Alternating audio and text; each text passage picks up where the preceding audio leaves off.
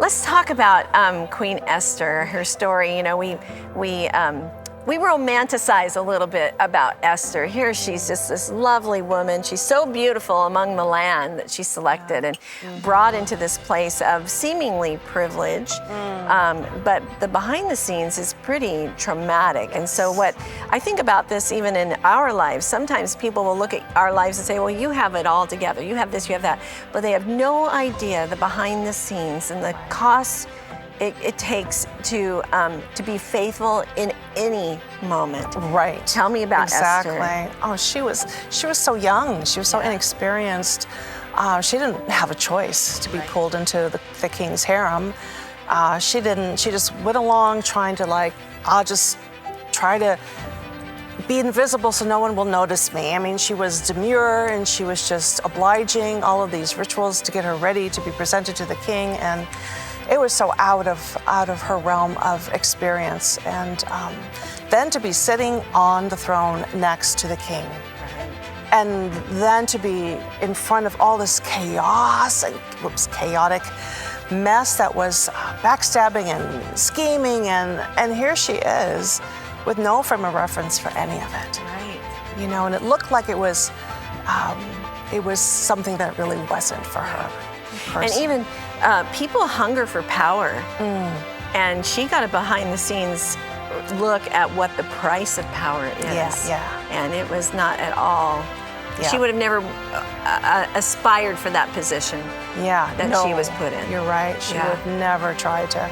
She had no interest in that. She didn't probably have much of an awareness of it, even in her simple life. You know? Yeah. Just trying to keep her own life safe, let alone the lives of her people. Right. Yeah. Right. So good.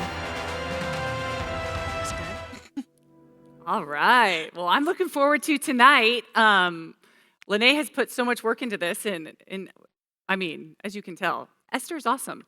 How many of you, I would say probably most of you, when we said all the other names of the women, you're like, I kind of know something about her. But tonight, maybe you feel like, I might know more about Esther than some of the other women. That's kind of what I thought until I started really studying Esther. And I was like, there's a lot in here. There's a ton. There's a lot in here. Yeah. Oh my goodness. She's an amazing, amazing girl, really. And I kind of set the stage for us with some of the history that leads us into Esther, because it's important to know, as we talk about every week, how do we get here? How do we get to this young woman named Esther? And what leads us here? Well, there was a Persian king, and just to pause right there, this was the largest empire in the known world. So this king, his name was Xerxes. That's the name I'm going to use. He has two, but it's the only one I can pronounce, really. But Xerxes oversaw really the largest empire in the known world. So he was a man of great power. And at one point, he was throwing a feast, asked his first queen to come in. She said no. Queen Vashti turned him down, and he did not like that. So he sent her away, and there's a lot of history that comes along, and suddenly the men around him are like, you need a new queen. This is after he lost a battle to Greece, and for the first time didn't get what he wanted. He thought he could get more land. So he gets home and he's like, I need a queen. So the men are like, of course, we'll get you a queen. So they set out looking for all of the most beautiful women that the king would find attractive. Kind of crazy, kind of unique, hard for us to understand in our culture. But it was a crazy day. But long story short, they find this woman named Esther. And Esther was actually raised by her uncle, Mordecai, and they are both Jews who chose not to return back to Jerusalem, but they chose to stay in Persia. They were probably well established, and he had cared for Esther basically her whole life, was her father-like figure, and gave her lots of advice and took good care of her. But so these characters are now all in this story, and Esther becomes the queen. And we're going to talk more about this, but it's just a crazy situation that gets us here. And as you can imagine, being a young girl and suddenly becoming queen would be kind of wild. I mean, I don't know. Feels wild to me. But what are you thinking? Set the table for us a little bit about Esther. Sure. Some more for her. Sure. Yeah, I'm going to set the scene a little bit. Yeah. Uh, First of all, Esther was a girl. She was approximately the age of 12 to 14 when she first enters this story. And so she was living her ordinary daily life as a preteen or early teenager in a Jewish culture, being raised by her relative Mordecai. And then, just like that, she's dropped into a most dazzling and dangerous Persian imperial court. And this was a very opulent, very grand, lot of grandeur in this palace. It would have been an overwhelming place. It was a structure that had inner courts and outer courts and other buildings. It had the best of everything. It had the throne made of solid gold on an elevated platform. It had furnishings among the rooms, also gold and also other materials, embellished with gems and carvings. Um, there was there was things made of the best cedar, which is the Lebanon from Lebanon, and there was marble and inlaid with mother of pearl from the coast of Africa. And there would be tapestries and ceiling to floor draperies and carpeting. There would have been incense that makes the whole place smell wonderful, and shafts of light coming through textured air to give you a sense of the space. And there would have been statues of gold around. There would have been tapestries. If I hadn't said that already, may have said that. But there, the people would be wearing robes of purple linen and royal blue silk. And the garmentry would have been trimmed with more gold and more gems. And this is the Persian elite and nobles that are present. And they would have had lots of jewelry and also gemstones in their jewelry. Mhm.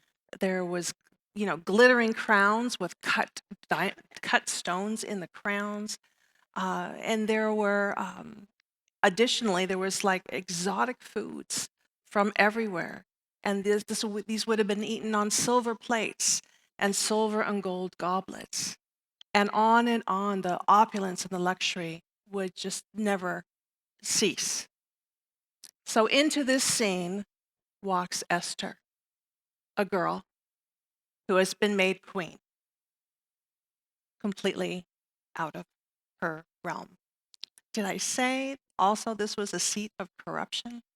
Yeah. Yes. So this was not only the seat of power and of wealth, it was filled with murderous corruption. And that part she didn't even know about. So this is the scene where we find Esther.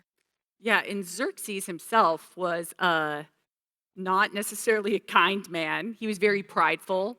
Even before Esther entered the scene, he threw two feasts to just showcase his wealth. One of them was 180 days long. Oh my So it wasn't with the same people for that time, but it was every day for 180 days. Mm.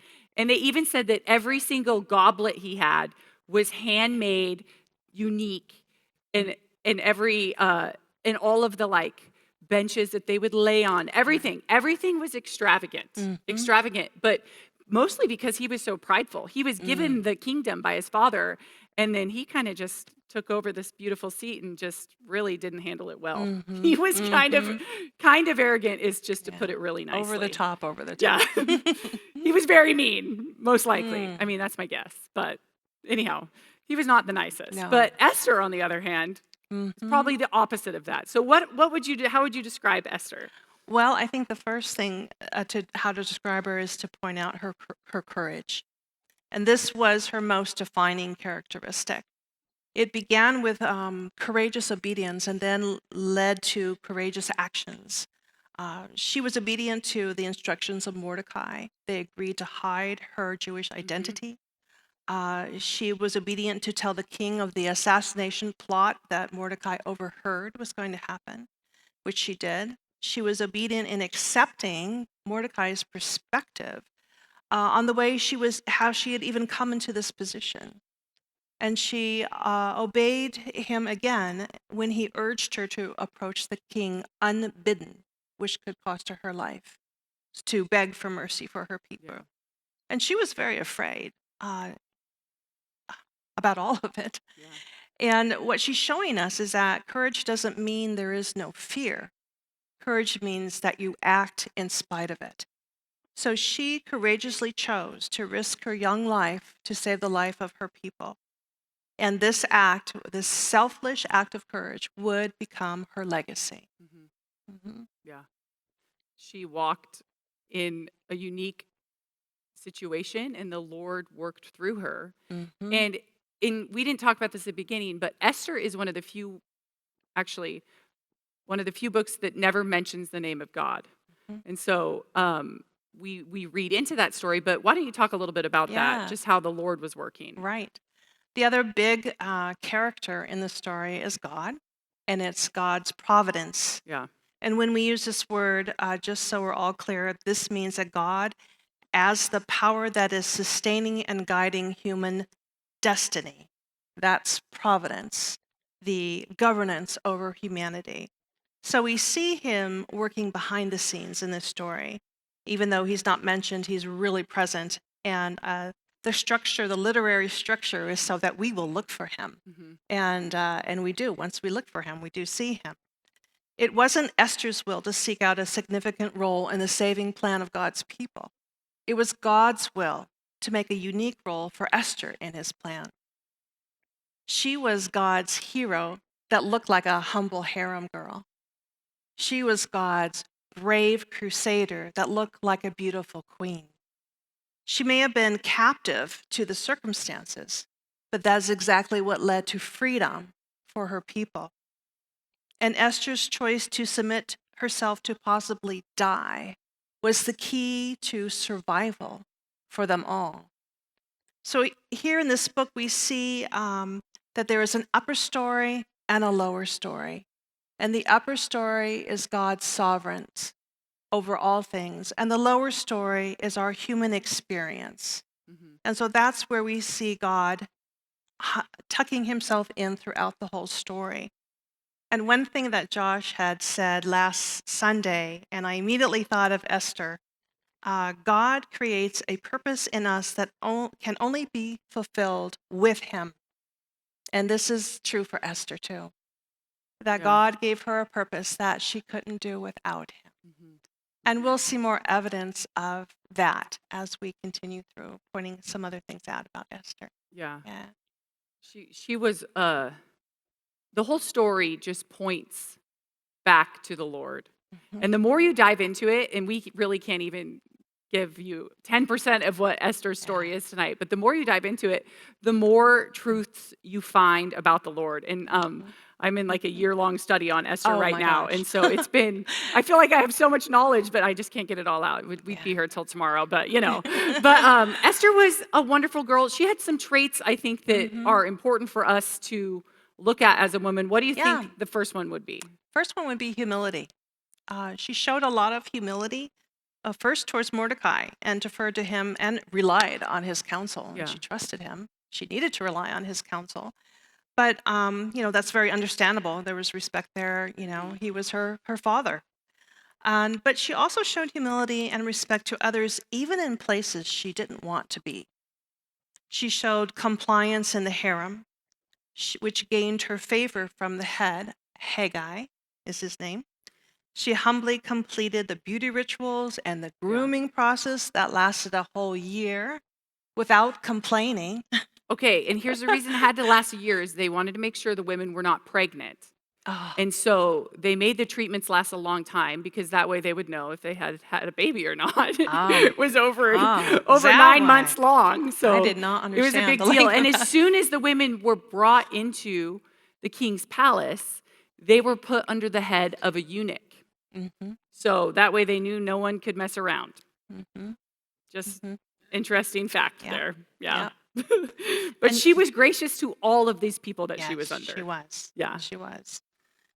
When she first met the king, she humbly took Haggai's advice Yeah. about what to bring, and she took special care to honor the king's preferences. And through her words and her actions, she displayed a posture of submission and respect. Yeah. And as a result, the Bible says Esther won the favor of everyone who saw her. Yeah, she did. And even when they asked her what she wanted to take into the palace Yeah. with the king, she just Mhm. said, just whatever you would Yeah. suggest. You could imagine how nervous some of the women would be. They would get one chance. This Mhm. is so crazy. They would get one chance to go before the king, if any.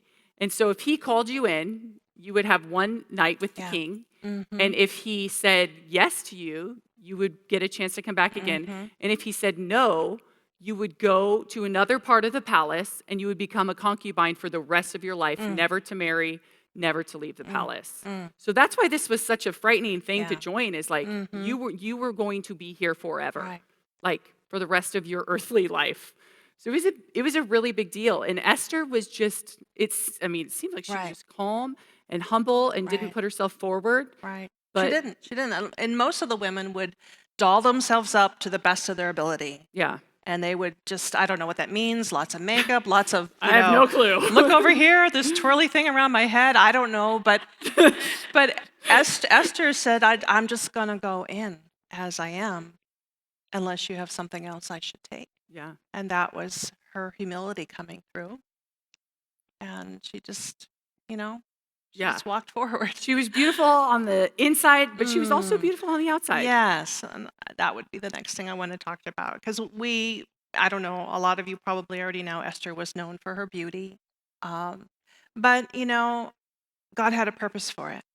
And Esther's beauty set her apart, and it was what positioned her into a place to receive favor over Yeah. and over and over again. Yeah. The Hebrew word for favor is chen, I think, and it describes a gift being given out of delight. Yeah. So she was experiencing favor because they were delighted in her. But also, as far as your beauty goes, what was pleasing to the eye was backed up by her attractive demeanor, or you could say her inner grace. And I like to think perhaps it was the spotlight of God's Spirit shining on her face that made everyone so drawn to her. Yeah. But we know that her countenance was what opened the door for God's plan.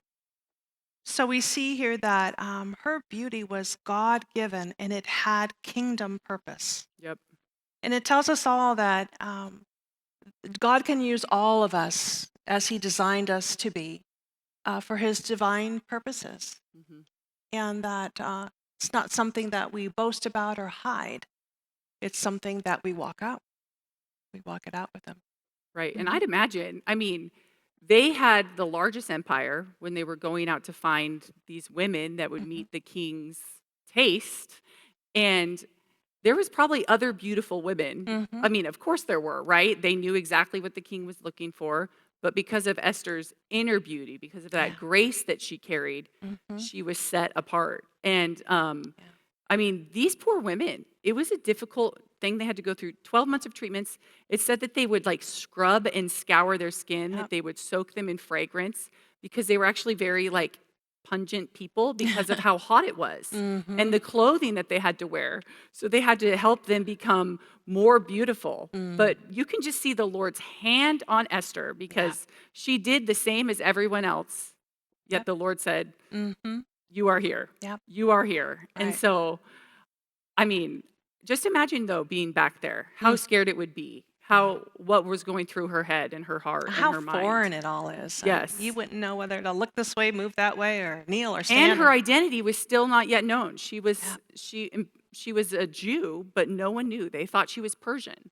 So it's a big deal. Yeah. And she just had a confidence that was only God given, I would say. I would Yeah. have to 100% agree with Yeah. that. Mm-hmm. And it was a special gift from the Lord, as we're going to talk about soon. But Yeah. why don't you share what's next? I get too excited about this. I 'cause know. It's so great. We could just trust in God. And here's where God shows up really, really clear, I think, in this part of the story. And her trust in God shows up then here when she sought Him through fasting, which is always, or I shouldn't say always, customarily done alongside prayer. And she was fasting for 3 days before she had the strength to go approach the king.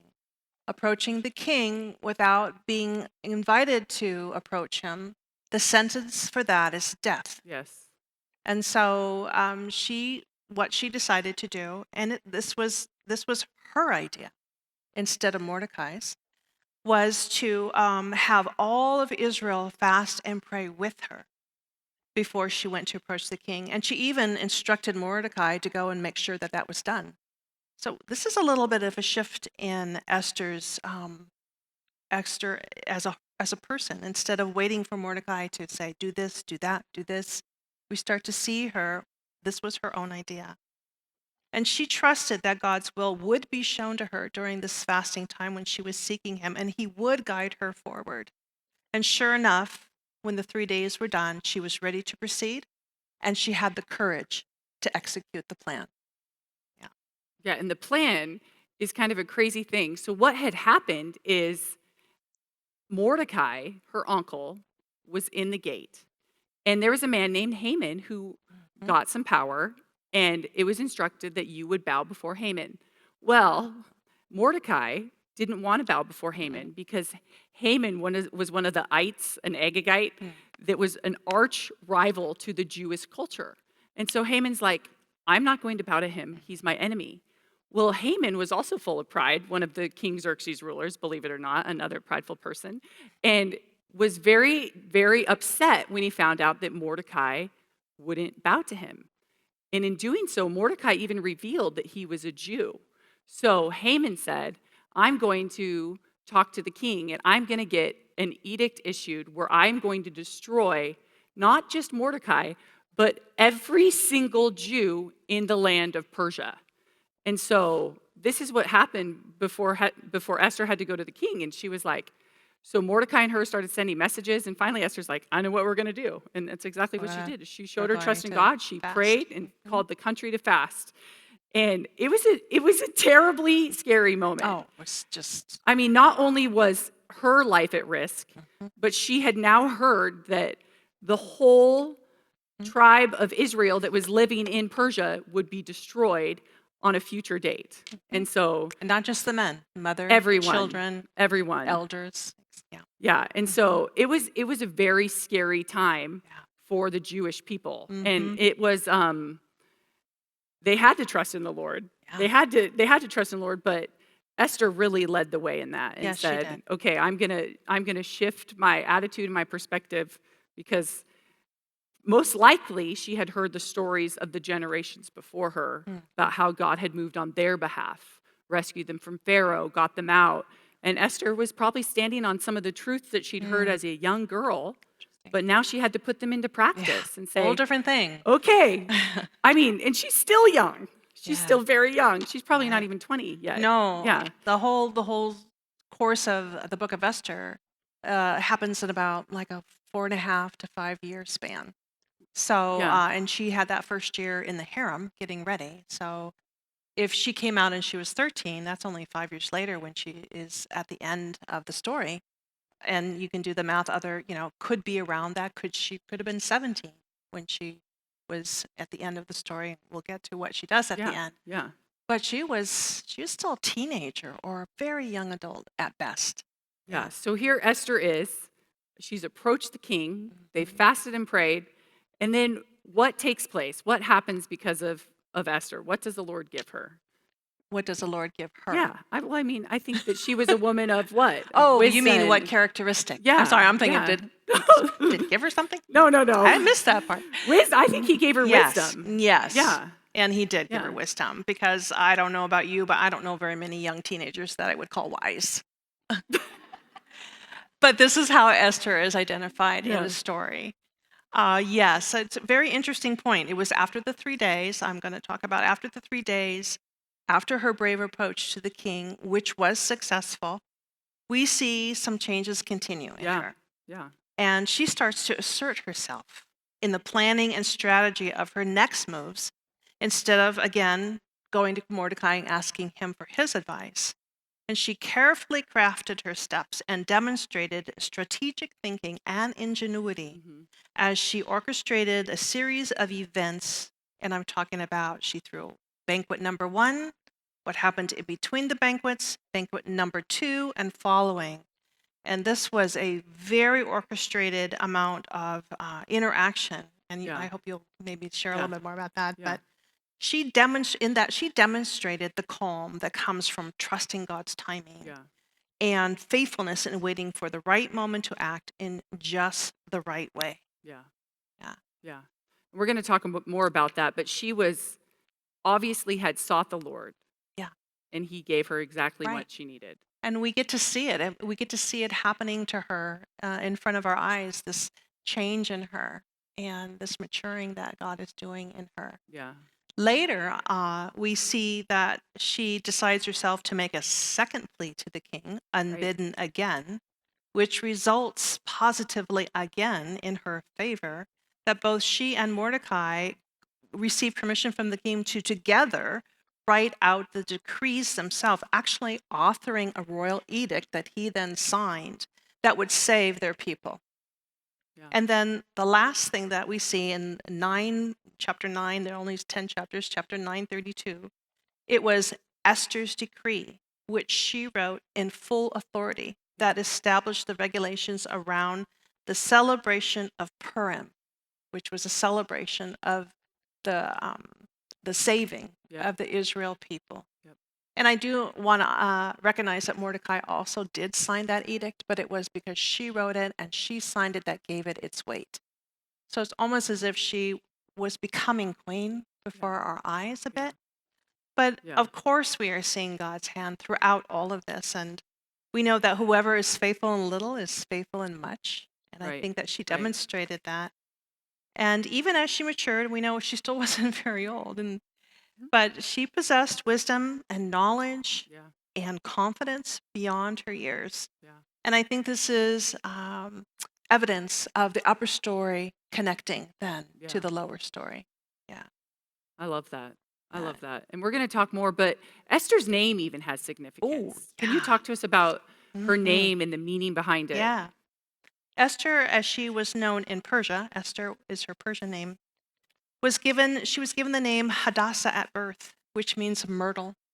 Myrtle is an evergreen shrub with glossy, aromatic foliage and white blossoms. And the myrtle has a number of special connections to the Jewish people as a symbol for the Jews, and is also used in a number of ceremonial customs of the Jews. The most, and I found this, I didn't write this, it's beautiful. The most interesting thing about the myrtle bloom, as it relates to the story of Esther, is that the blooms do not release their fragrance fully until they are crushed. Oh, wow. Esther was willing to be crushed to reveal the perfume of God's promise. That's cool. Yeah. That's so cool. And there's another side note to her Persian name. Her Persian name translates to star and indicates that she will lead her people as a guiding star to safety and prosperity. Hmm. So talk about God's providence even before she was born. Right. We're told. Even her name. We're Yeah. told about what she's going Yeah. to be doing in her Yeah. life. Yeah. So awesome. Interesting. That is so awesome. Mhm. Well, when we're thinking about Esther, I can't wait to see what you put in the weaving to Oh. represent Yeah. Esther. So show us this. I have It's it here. really pretty up here, just for the record. I have it here. So this is Esther's weaving.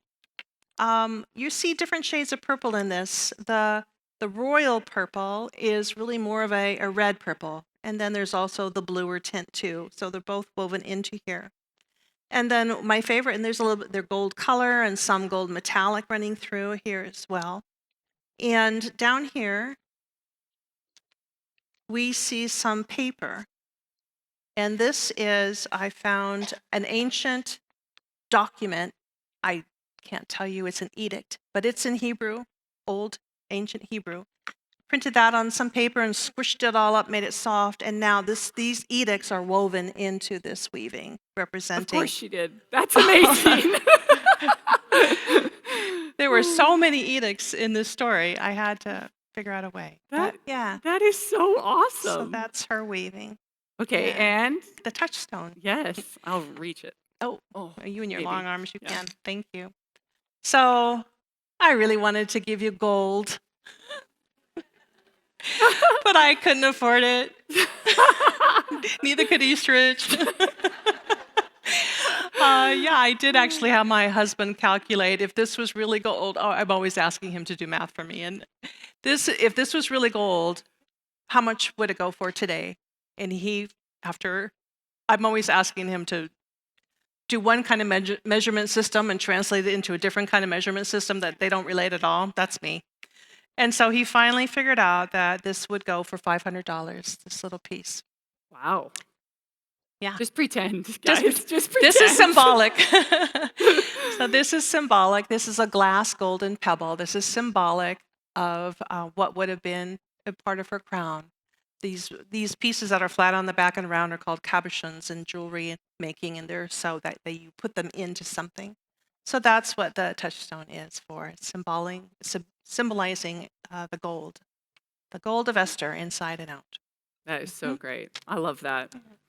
That is, in the crown, right? You could see it. You could see it in the crown. I can see it. But we're going to take just a few more minutes after we've heard so much about Esther, just to talk, how does Esther even shape our lives today? How does she continue to speak to us? And I just think about the whole book in its entirety, in the way that we even said earlier, the phrase, just the fingerprints of God, right?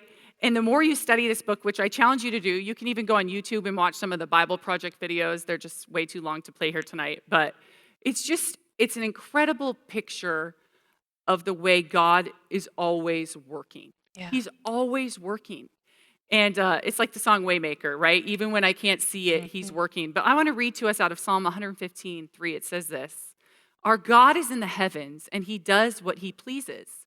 And then it says, Yahweh, our Yahweh, is truly and fully in control from every aspect of life, even the things we don't understand.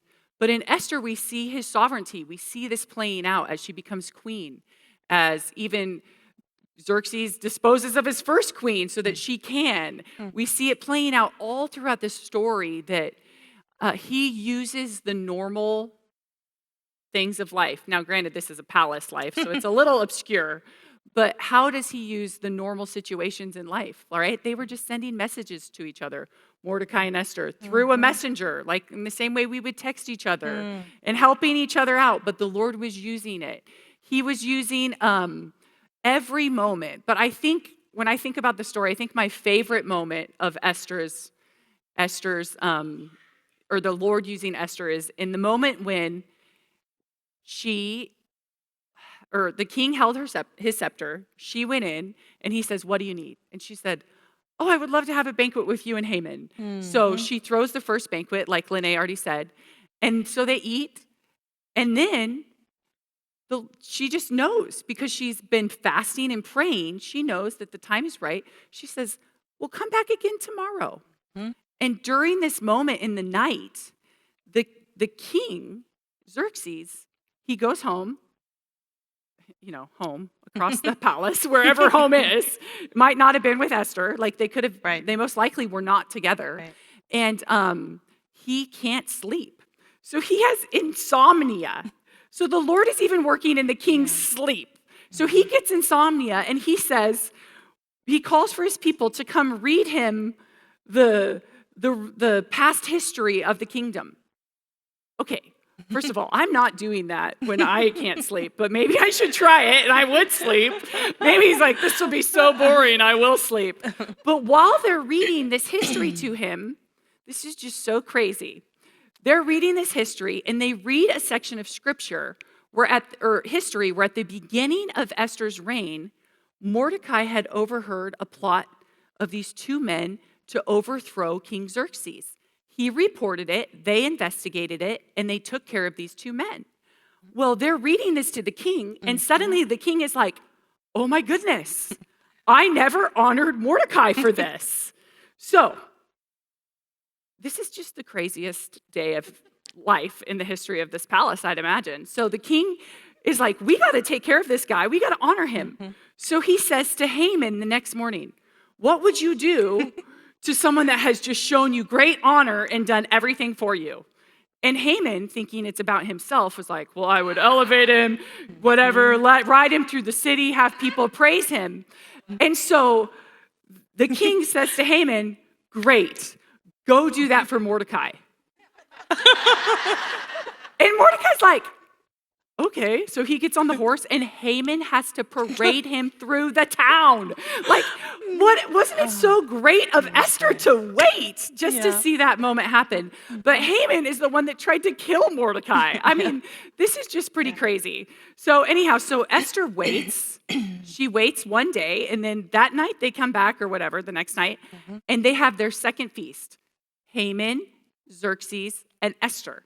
And it's at this moment where Esther is talking to the king and explains that she's a Jew and that Haman had put this plan in to destroy her whole nation, and the king is undone. He's mad again, and he gets mad a lot, but this was a real reason to get mad.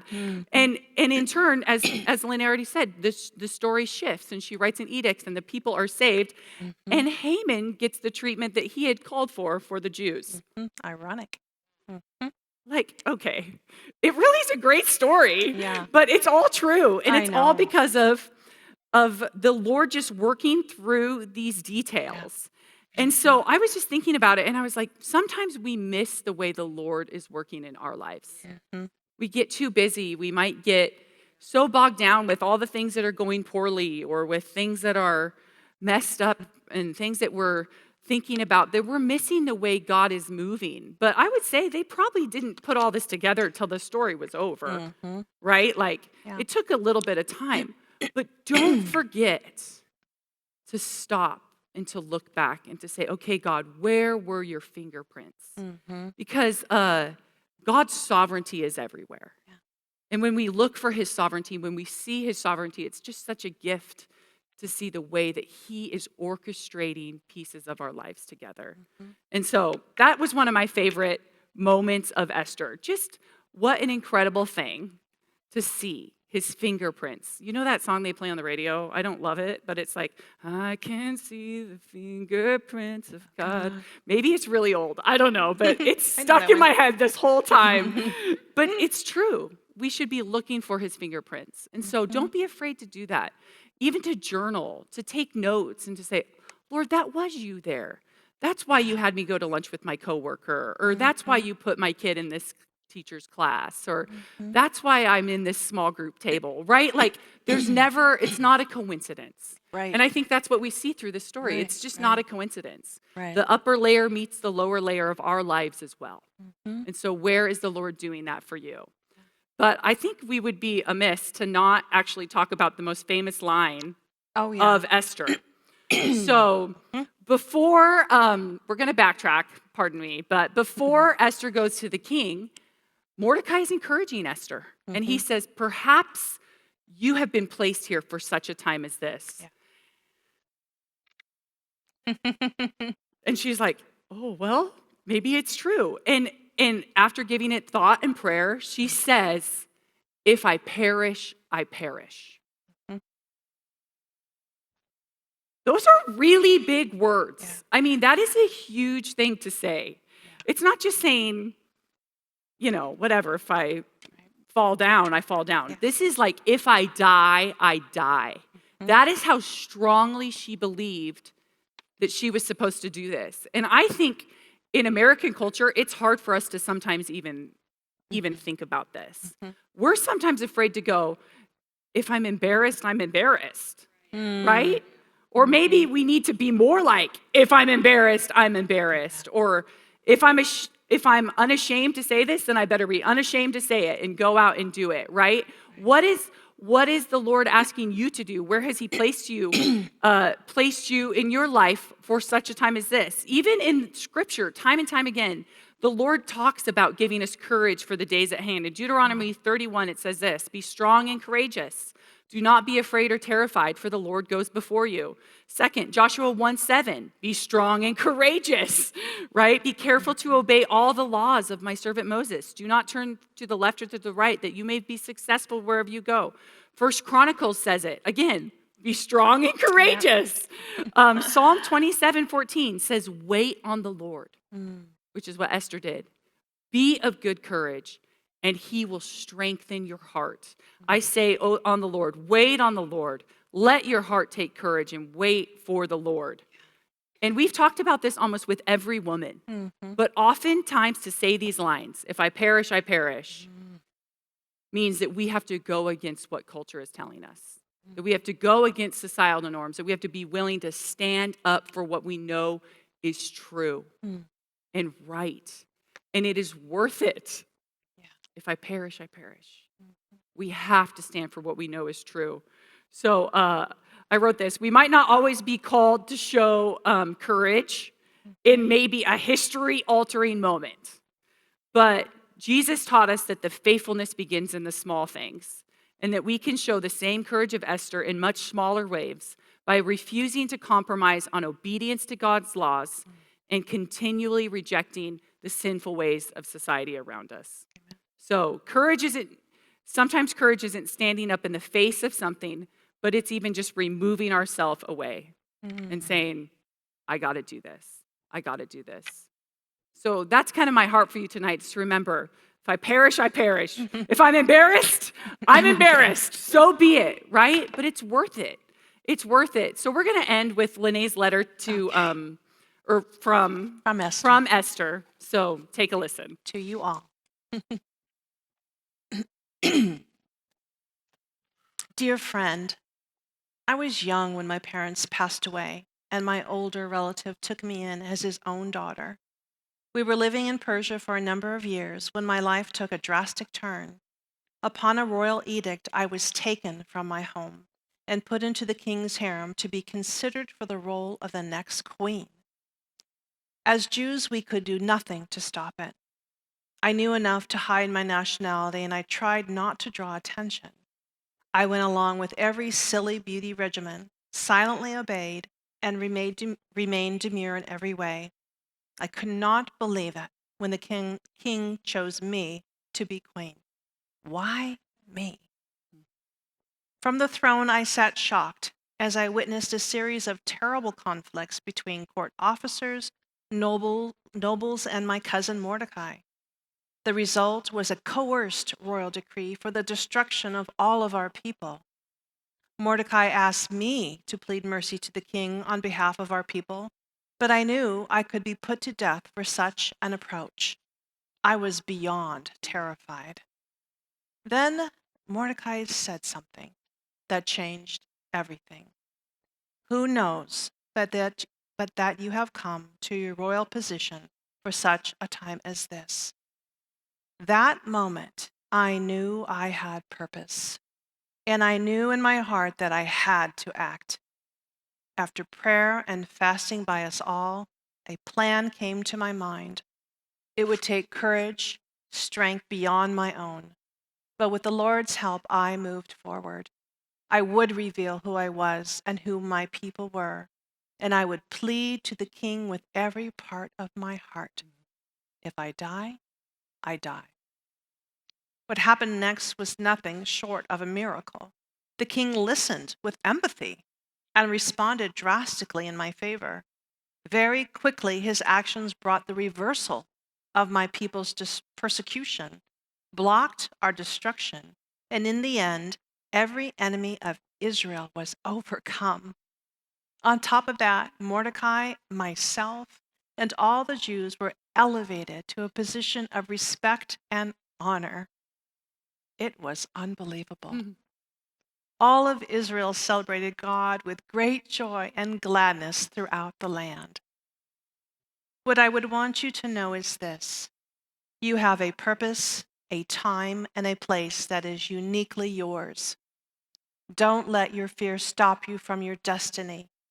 Trust in the Lord, for no matter where you find yourself, you can count on this: God is with you, and He is for you. So who can be against? With love, Esther. Wow. What a wonderful young woman. Yeah, it's amazing. So we're going to give you some time to turn to your groups and go through these discussion questions together. And then at the end, Rebecca will come and close us at 8:30. Thank you. Thanks.